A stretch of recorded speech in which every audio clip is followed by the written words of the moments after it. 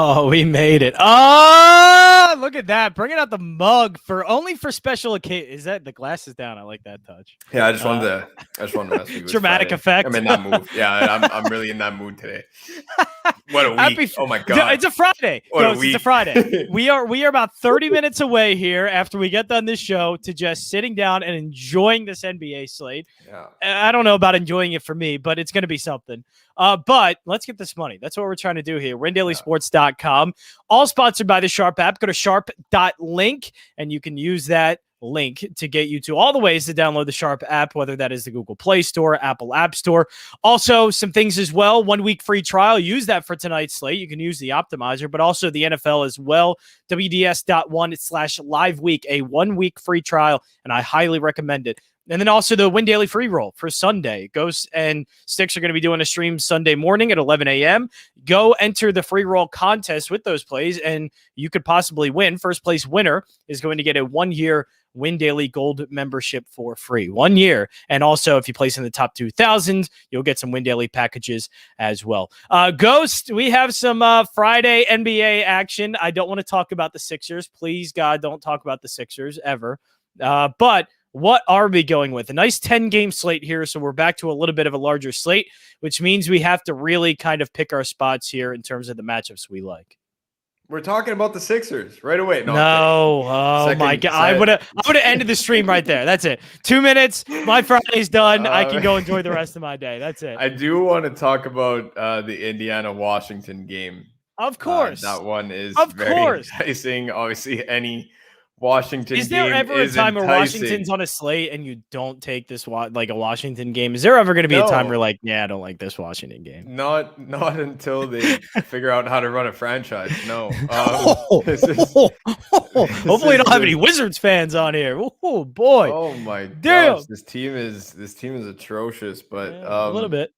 Even though they absolutely smoked the Raps, but anyways, we'll leave that for another day. But Bradley Beal trending towards doubtful right now with a hip/groin injury as well. They're essentially calling it almost like a hockey injury. You know, in hockey we just say it's a lower body injury. We never really lower body, upper body. But that's what it's coming down to with Bradley Beal. It sounds like he's got knee pain. And they're talking about his groin, talking about his hip. Like at this point, it's just lower body injury where he's trending towards doubtful at this point. And there is not a single Washington Wizard priced above Kyle Kuzma at 5,700. So look for a ton of ownership to come out of this game, but I'm kind of staying away from the Washington side in GPPs. I don't mind it in cash. In cash, definitely, if Beal is out, you could play both Kyle Kuzma and Spencer Dinwiddie, or at least you need at least one of them, especially if Beal is out. So your pivot on the Indiana side. I was about to say, is your pivot here, since this is going to be the game, is your pivot going to Indiana? Yeah, it really is. And Domantas Sabonis, to absolutely nobody's surprise, is a lock for me on this slate. Sitting so there is at TJ McConnell, right? Coming off a 33-15 debut for Domantas Sabonis in just under 40 minutes. You know, like it was absolutely nuts to see them put up a 75 spot at halftime there against Charlotte. So a clean pick and roll game between Malcolm Brogdon and Domantas Sabonis. Got Duarte coming in and making him a huge impact right away. I was going to say unimpact, but that would be underselling it. It's a huge impact.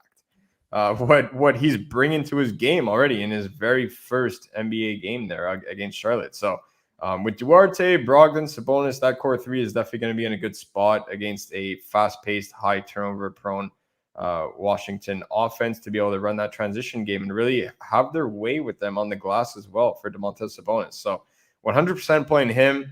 Malcolm Brogdon, very sneaky spot for him. Everyone knows how I feel about Malcolm Brogdon, DeAndre Hunter, who had an absolute gem of a game. Arguably the best player on the court in all three games, by the way.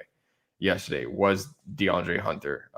When you look at, not from a DFS standpoint, just when you look at the way that he actually played and you just enjoy the game of basketball, DeAndre Hunter played absolutely amazing yesterday against shadowing Luka Doncic. That was quite the performance. And Malcolm Brogdon went to school with them. That's the kind of players that they build in UVA. So I absolutely love Malcolm Brogdon's game here for this spot. Going to have his way with Spencer Dinwiddie at the point, who's playing his second game in seems like a decade. Looked extremely out of shape in that first one. So Malcolm Brogdon definitely in a good spot. I like that little 1-2 punch there, especially with everybody kind of wanting to pay an underpriced Brooklyn point guard who I like for MVP, and I think he goes bonkers on this slate.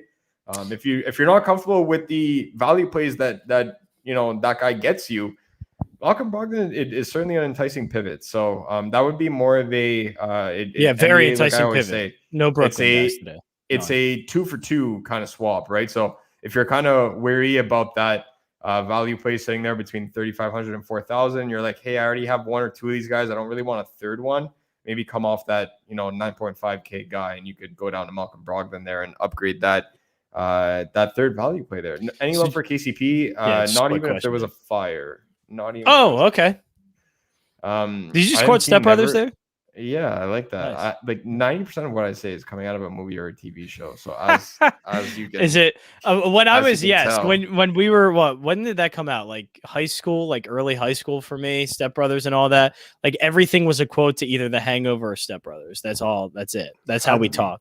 Yeah, that's how you talk in conversations. Just Step Brother quotes. That was the best. But it was phenomenal.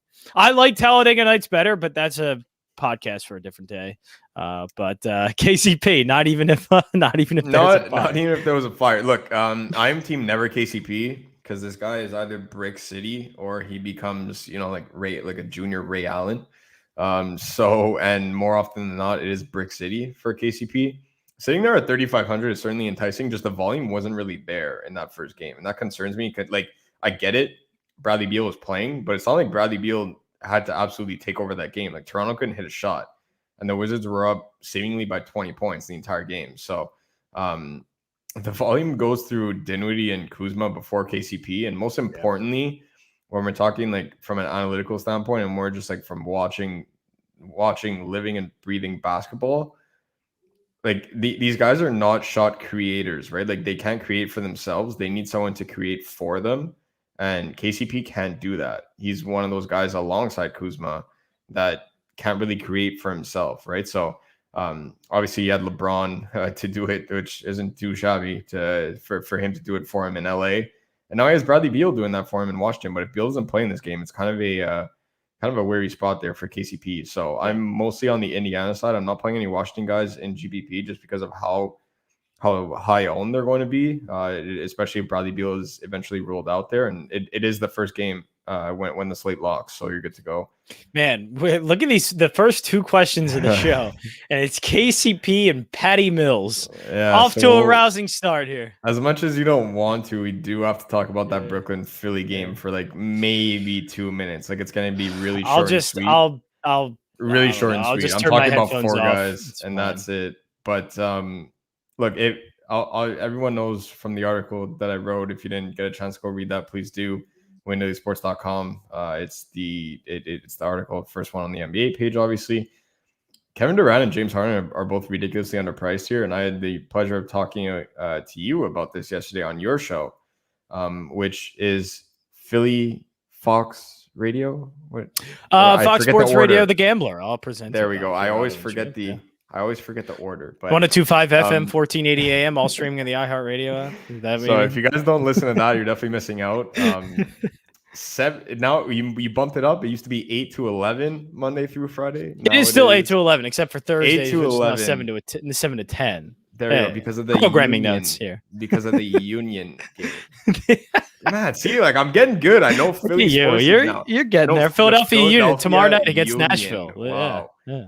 That's big game, If Union you guys, not that anybody wants to know MLS things happening right now, but Union Nashville tomorrow. If you guys don't listen to that, you're definitely missing out, and you should. 8 to 11, Monday through Friday. But as I had the pleasure of talking to you about that yesterday on your show, who's guarding anybody for this Philadelphia team on the perimeter? Especially, good guards, perimeter. Yeah, like it's just not fair to be able to rely on a combination of Tyrese Maxey, Seth Curry, and Shake Milton when he comes back into the lineup. Obviously, he's out for this game, still nursing an injury there. But in the absence of Ben Simmons, they have absolutely zero perimeter defense, right? So who on earth is guarding James Harden tonight? Like the question Right. is. And like Patty Mills gets brought up. So is it, if you're playing Patty Mills, that means go Kevin Durant, or Mills and Harden both can coexist? I'm not playing Patty Mills tonight, and the main Okay. reason why is because that ship has sailed for me until his price comes back down. I was all over Patty Mills on opening day, as you guys know, and that was a sub 10% owned Patty Mills on a 3-game slate. I talked about him being that first option off the bench and how much I liked him to get different on that opening slate at 3,700, and that was the absolute stone nuts to be able to win a tournament on that opening night. And today, as crazy as it sounds, that's what NBA DFS is. The last game locks at 10 p.m. I'm already thinking about the next slate. There's no way I'm playing Patty Mills at 4,800. Are you playing Court God today? Are you playing? I'm not. The only guys I'm no. considering in this game are the 3 big dogs and Maxey.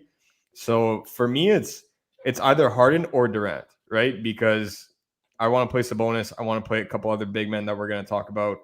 Especially one in particular. So I can't fit all of these guys together, especially with a guard center combo that are underpriced by roughly $2,000 on a slate like this, given their matchups. So if you want to play one of Harden or Durant, Harden or KD, you don't need Joel Embiid.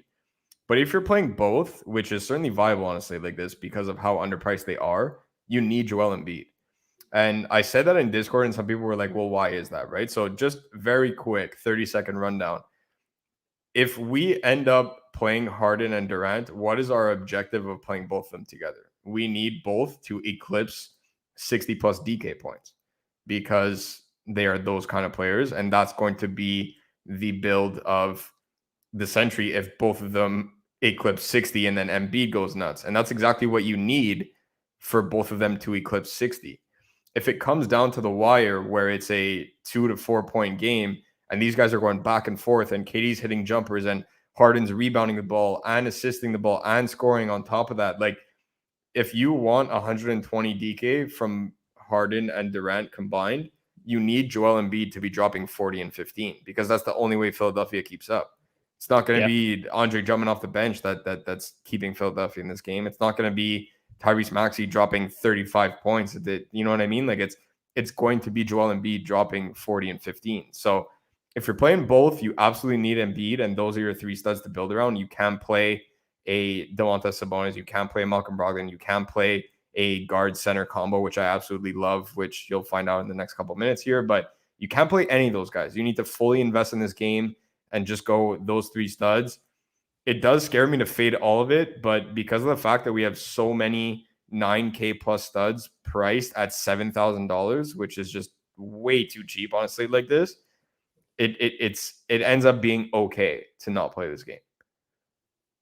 Yeah, I would say probably just get Harden or Kevin Durant, and that's if I have to pick one out of the 3, it's James Harden. Yeah, it seems hard. I agree with you, but no, I just don't. Going one-on-one on Tyrese Maxey is a recipe for disaster. And I think like this is where you're going to see the problems of a team that only has one true point guard on the squad. So like I think you're going to see those problems more in this game than you did against the Pelicans. So I'm curious, what are some of those 7K players that should be 9K priced that you like for today? So on our second show, I brought out the In This House We Stand, Bradley Beal, Domantas Sabonis, DeJounte Murray, and I started naming guys that everyone knows.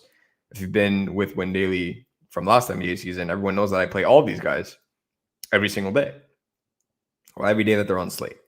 And every day. One of those guys that are under that roof is Nikola Vucevic. Seeing him there at 7,800 against Jonas Valanciunas. Steven Adams isn't there anymore. Steven Adams went to Memphis, who looked great in that opening game, by the way. Memphis looks great.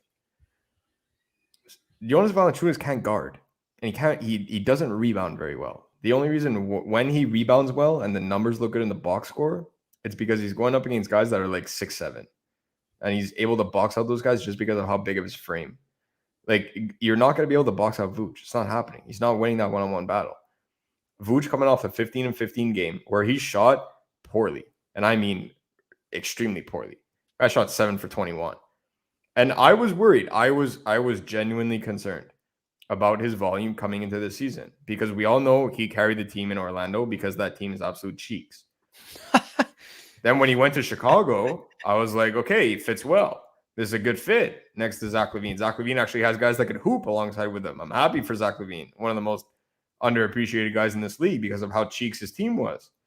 Now he's got Vooch. Then they signed DeRozan. Like now we're talking. They signed and trade for Lonzo Ball. Now we got it. Now we got a team. We got a playoff contender here in the Chicago Got a squad. Bulls. I was genuinely concerned with his volume, not necessarily because of those names that they added, but because DeMar DeRozan is the Mr. Mid-range. Like, you know, in the NFL games when they say the Ohio State, like DeMar DeRozan is the Mr. Mid-range. Like this guy lives, breathes, sleeps everything mid-range.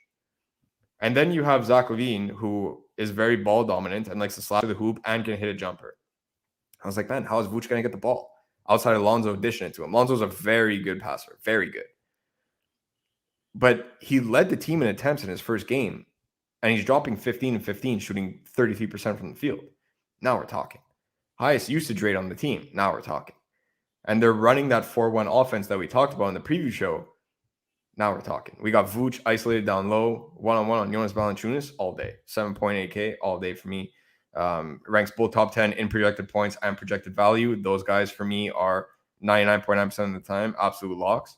So if you have not checked those out, proprietary NBA projections, windailysports.com, make sure you guys go and check that out. Yep. If you sort high to low, don't sort low to high unless you're willing to donate, like unless you're donating to Draftkings, which please message me on Twitter. I can name you 15 different charities for a better cause than Draftkings. So don't be donating DK. Sort high to low, and then you'll see Vooch is in the top 10 in projected points and top 10 in projected value. 99% of the time, I'm going to lock those guys. And when it's a guy like Nikola Vucevic in a prime matchup, with a game total over 220, that's lock city for me. Yeah, let's find some value plays, though. We went after that one game, Indiana, Washington. Anywhere else, though, because I think as we've kind of gone over, we have established sort of the guys that we really like for those 7K range and obviously some of the star power, which means we kind of have to go a little bit into some of the value plays. So what is the game that we're targeting for that? Obviously, Indiana, Washington. Is it a lot of that, or is there another game here that you like? So this is where I end up going to individual pieces and less so off the game stocks. There are a ton of rookies that are priced up. You're seeing Evan Mobley priced up, gone from, I think it was 4.1K on that opening day, which I loved. And now he's up to, I believe, 6.8 or 6.9. Crazy jump for Evan Mobley, who had a stellar NBA debut. Same thing with Chris Duarte, going from 3.3K to 6K. You know, 100% increase in his price is just, it's ridiculous, right? So there are some rookies, though, that didn't quote unquote perform per the box score, but the volume was there. And this is what I was telling everyone in the Discord chat is you can't chase efficiency this early on in the year. It's everybody's first game. Yeah. Right. So everybody played their first game. They got that rust off for a little bit. Some people, it'll take them 3-4 games. Some people, it'll take them 1 game. Some people like Jalen Brown just go bonkers right out of the gate. But you can't be looking at that like what we do in February, saying who's hot and who's not, because it's 1 game into the season, ridiculously short NBA offseason, and a ton of guys dealing with injuries.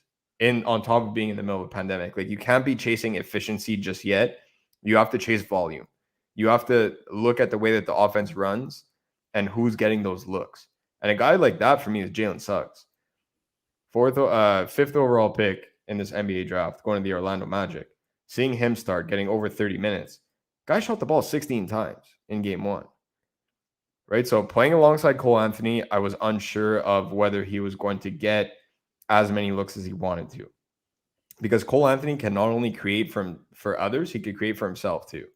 And he's already been in the league for a year, brings much more experience to the table. Even though it's only a year, that year makes a ridiculous difference when it comes to a rookie year versus sophomore, right? But Jalen Suggs playing 30 minutes, like it's just, that to me is a guy at 4K when we're talking about the Evan Mobleys at 6.9 and we're talking about Duarte at 6K. We're talking about a ton of rookies being priced up now. This is a guy that everybody was turning to 48 hours ago. And now all of a sudden he's kind of on the outside looking in. Just because he shot the ball and he shot the ball 16 times, right? So it's a spot where you're shooting 3 for 16 and it's like, okay, but he didn't play well. No, but it doesn't matter whether the shots were dropping. What matters is how many shots he took. And the fact that he was that involved in that offense going up against the Knicks, I really do like this matchup for him. Same thing can be said for his teammate Franz Wagner, 8th overall pick in this year's draft, right? So that's a guy at 4,500, certainly enticing for me. Going up against Julius Randle and you know what, if they end up shifting him to the 3, he did see some minutes at the 3 when they went a little bit bigger with Mo Bamba in the paint. You know, Wagner's going to be there at 4,500 to be able to, in that same game, get a ton of looks.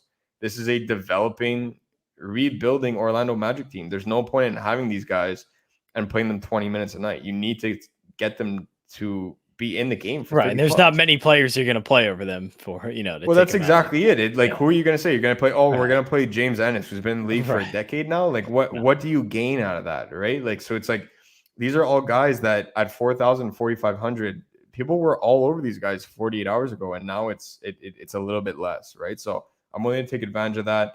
Same thing goes for Jalen Green in Houston, another rookie, 2nd overall pick in this year's draft. Like, that's where, again, we're going to talk about an elite game environment. Yeah, Bila's out, perfect. That's what I had. Yeah, exactly. Well. So this is where, you know, it's a sneaky game environment in OKC and Houston. And we're talking about 2 rebuilding franchises that are cheeks on the defensive side of the ball. Like, this is a spot for Jalen Green. It's a get-right spot for him. And when I say get right, again, it's not even being fair to the kid because he's played all of one game. But this is where we're going to be able to see him flash his talent because he's not going up against a guy like James Harden. He's not going up against a guy like Steph Curry. He's going up against SGA and another rookie in Josh Giddey, who I do like in this game as well, because exactly what I'm saying to Jalen Green applies to Josh Giddey as well. The looks have been there for Jalen Green, right? It just didn't drop in that first game. I don't care if he went 4 for 16 in that first game. He took 16 shots. Him too, he took 16 shots. Played 32 minutes. Grabbed 4 boards, dished 5 assists. Like, he was involved in that offense, and that's what I want to see. Because if all he does, I'm not asking for anything crazy. I'm not asking him to shoot 90% from the field. If he shoots 40 to 50%, 50 being on the higher end, if he shoots 40% from the field, we're talking about a 30 DraftKings point performance from Jalen Green. Like, that's something that at 4.8K certainly entices me. Same thing goes for Josh Giddey, who played atrociously when it comes from shooting from the field. But he was contributing everywhere else and coming off a stellar preseason. You got to think these guys are, you know, these guys are barely 20 years old and they're coming into the NBA playing their first games. Obviously, it's not going to go to plan, right? So they didn't have that luxury like LaMelo Ball or like Luka Doncic, who played against professional people overseas, right? They played against people in college. They played against guys their age, and now they're going up against some heavy-duty guys that have been in the league for years on end. Right. So this is a spot where both guys are in a similar situation now. And now they get to face each other. They get to ball out the way that they were balling out in preseason. So I like both of those guys for sure. Franz Wagner, I'll throw him in the mix as well. Who else is third? Now, is there a limit you want to put on like how many rookies you play, or is that just doesn't matter? And for me, it all I let everybody make their own decisions. I'll never tell somebody like to completely come off something, or I'll never tell someone like, no, you need to fade that spot. If you have reasoning for your choice, I'll never talk you off of it, right? But for me, I'm okay with 2 of them. 3 would be my max. I'm trying to avoid having 3 of them in there. You know, like someone like Trey Murphy III at 3,100 for New Orleans with Josh Hart out. You know, when you end up adding him to the fold on top of a Jalen Suggs or a Jalen Green and a Josh Giddey, your lineup ends up getting a little bit spicy, right? So I would try and keep it to 2 of them, but if you end up with 3, you could definitely do a lot worse. And you got to be able to find value because there are so many studs in such great matchups that they're going to put up points. Yep. And we have a quick question here. I know we mentioned some of the stars and some of the top guys, but anything changed for Fanduel in terms of when it comes to building around some studs? Or is this still Vucevic that we're going with, Sabonis, and Brogdon as well? Or are we going mostly with those guys? Yeah, I'm also going to throw in SGA into the mix. Shai Gilgeous-Alexander, shout out my fellow Canadian. He is 100% in play on both sites as well. Very likely to be in my main lineup. He's just way too cheap. for somebody, it took 17 shots in that game one, coming off a career year where he averaged nearly 24 points per game. He is the one solidified star that Oklahoma City has on this team, and he's going to carry this offense tonight in a very winnable game in Houston. So taking 17 shots on night one, well over 30% usage rate, which is what we've become accustomed to based on who it, like, again, I still don't respect anyone in OKC, but who's left in OKC after gone are the Kevin Durant, James Harden, Serge Ibaka days, the Paul George days with, you know what I mean? Like there's very limited established NBA talent left there, but SGA is the guy there. So sitting at 6,700 on DK is outrageous. I would have gone up to 8.5 for SGA in this spot tonight. So seeing him there at 6,700 is just a joke to me. And it's the same thing on FanDuel. So Brogdon or SGA, if you want to play both, by all means, go ahead. You got the green light. And I'll throw Vooch. I'm just so locked in on Vooch. I haven't confirmed his price on FanDuel in a while there since I published my article this morning, but Vooch is a guy for me as well if you could fit him. I think Harden, when I wrote, like, if I remember correctly, again, I published it this morning, like 12 hours ago, ridiculously early. So when I did, if I remember correctly, James Harden's like 10.6 on FanDuel. So it's a little steep for me. I'd rather go, with SJ Brogdon, something like that. If you could fit Harden, even better. But again, the value plays are also way cheaper on FanDuel too. Just remember with the scoring, it's not the same game on FanDuel versus DraftKings. That 3-point bonus on DraftKings is huge, combined with the fact that you only lose half a point compared to a full point for turnovers. It really adds up, especially when it comes to these rookies. So just be careful with the build there, site to site. But for me, it would be the same thing. It's Sabonis, it's Vooch, it's SGA, it's Brogdon, it's guys like Tatum or Jaylen Brown, Julius Randle. If you can fit Harden, Durant, Embiid, guys like that. Durant, I'm pretty sure if I remember his price, he's like 10.8 or something. It's a little, compared to 9.3 on DK, where it's outrageous there at 10.8 on FanDuel for Kevin Durant. So you got to be able to consider those things. For me, it would be more so the 7K guys again: Brogdon, SGA, Vooch, guys like that. Yeah, so the way this is kind of turning out and constructed, and we do have a couple of them already in there because there's some rookies that we can find some value with. Are you okay kind of digging into the 4K range? Is it just for the rookies or? I am. I definitely am. And rather than giving those exact examples, considering we have 6 out of 8 guys already on the screen there, I want to show an example of what I was saying today in Discord, saying that, if you're uncomfortable with that, and I was actually saying it on the show too, I just remembered. If you're uncomfortable with that James Harden or Kevin Durant, flying solo type of build, you're not playing both, so you don't necessarily have to jam in Embiid. We'll show an example of what happens when you come off Harden for someone like SGA.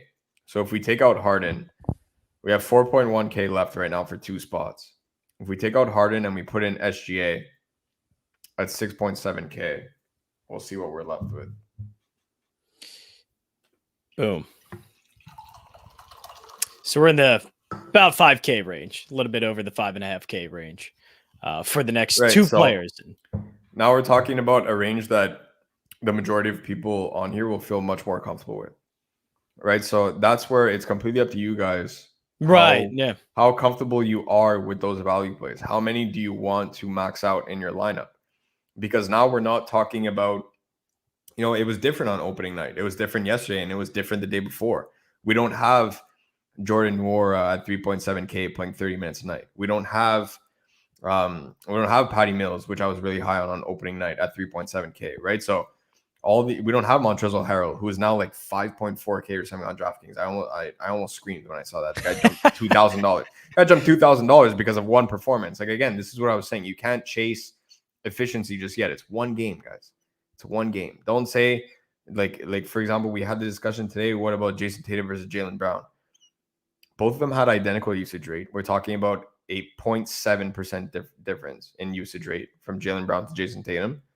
And both of them took exactly, not rounding it, they both took exactly 30 shots.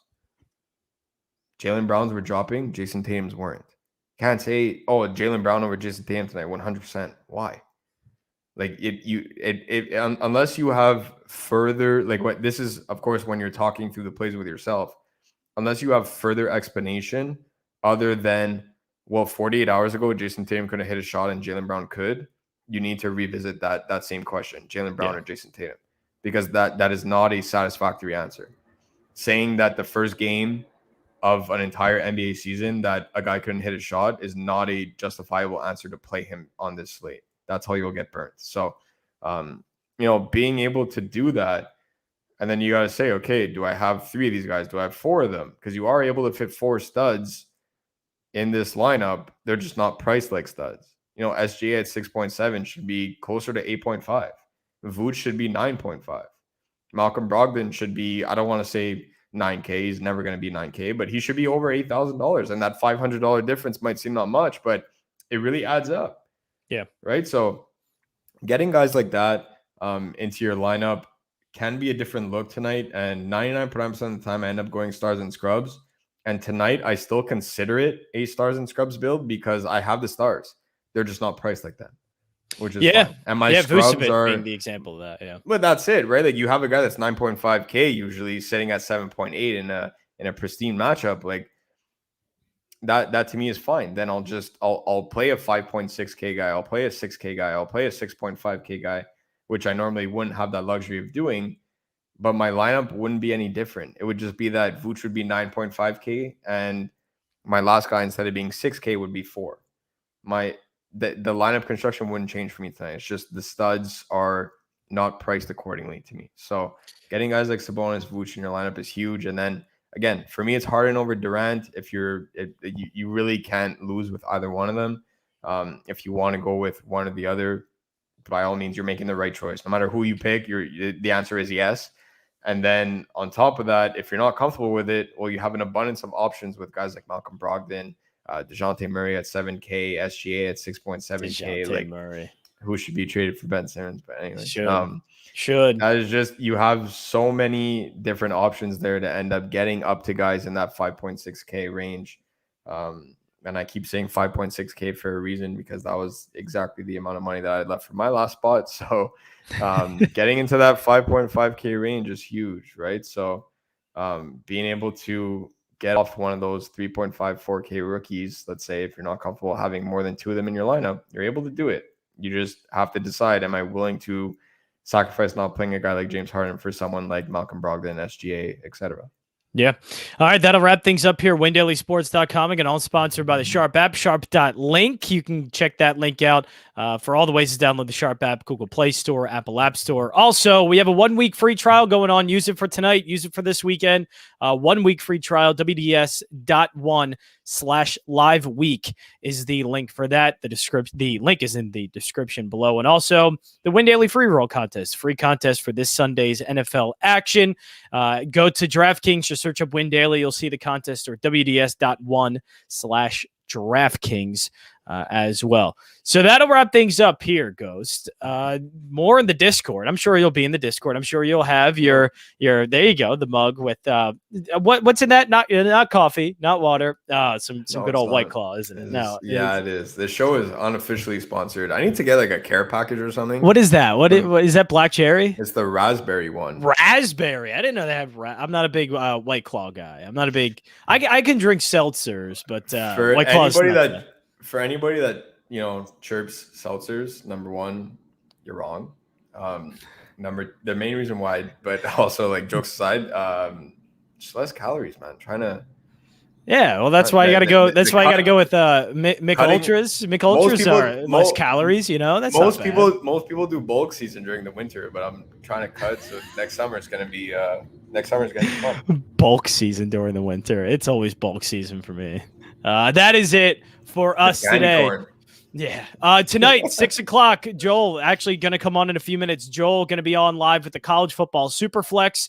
So make sure to tune in instead of 8:00, 6:00. So just about 20 minutes here at WinDailySports.com. Also during the weekend, especially Sunday morning, 11 a.m., getting you ready for the NFL DFS slate. It'll be Sticks and Ghosts. That's all happening right here, WinDailySports.com.